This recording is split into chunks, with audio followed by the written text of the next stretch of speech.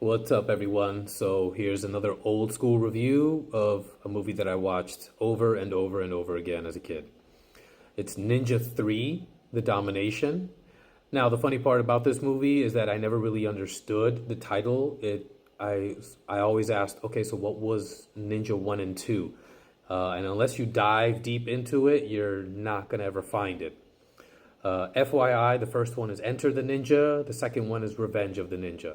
The funny part is, the third one has nothing to do with any of the others. The premise of this movie is quite ridiculous, and it takes itself seriously, so you just kind of go along with it and you enjoy it for what it is. Which is just a fun martial arts ninja movie, which we don't get a lot of, but we definitely did get a lot of them in the 80s. It's directed by Sam Firstenberg, and if that name is not familiar to you, if you're in the 80s action movie world, it's definitely familiar. He directed American Ninja 1 and 2, Avenging Force, American Samurai, a lot of those very, very cheesy and mostly canon martial arts movies. So, the premise. A Japanese ninja is hired. He kills this person when it's not really clear who he is, whether he's a politician or a prominent businessman. And when he is basically killed by the cops that were protecting this target, right before he dies, and it's not even really made clear how this happens, except through eye contact, he transports his spirit, his soul, into another person. This character played by actress Lucinda Dickey.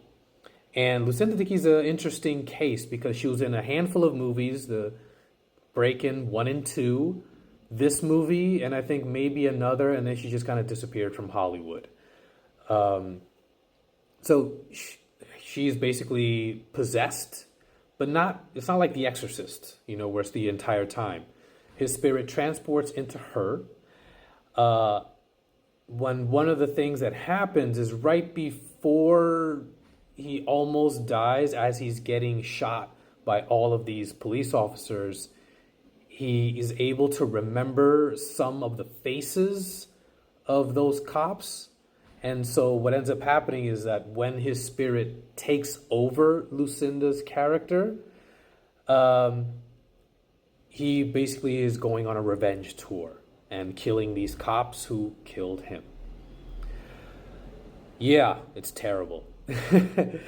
But it works. It's still, as a 7-8-year-old kid who's loving martial arts movies and loving ninja movies especially, you just kind of go with it, and it's a fun time.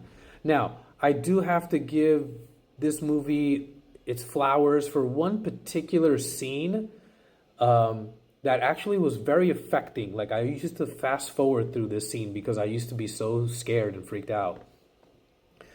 At one point, she knows something is wrong with her. She just doesn't know what yet.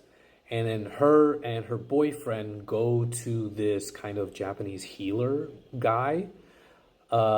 And through this, he performs this kind of ceremony, and while she's tied up, and then the spirit of the ninja kind of comes out. And that is where it kind of takes this kind of exorcist vibe, where she's now speaking Japanese. She has a different sound in her voice, different attitude completely.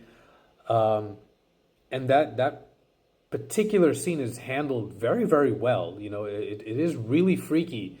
It doesn't necessarily fit in the grand narrative, but when you think of the fact that the entire story is ridiculous, again, you just take it at face value and, let it inform you as an audience as to, the depth of what's going on with Lucinda's character. Like I said, it's not the best movie. I'll give it a 6 out of 10.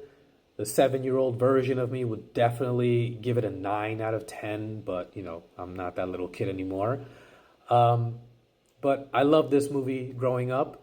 I haven't watched it in a very, very long time, not until, I decided to make this video. And man, I laughed way more than when I was 7 years old.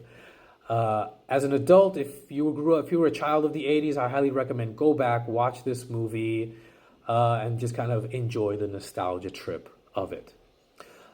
Another thing to keep in mind that I thought were some great things.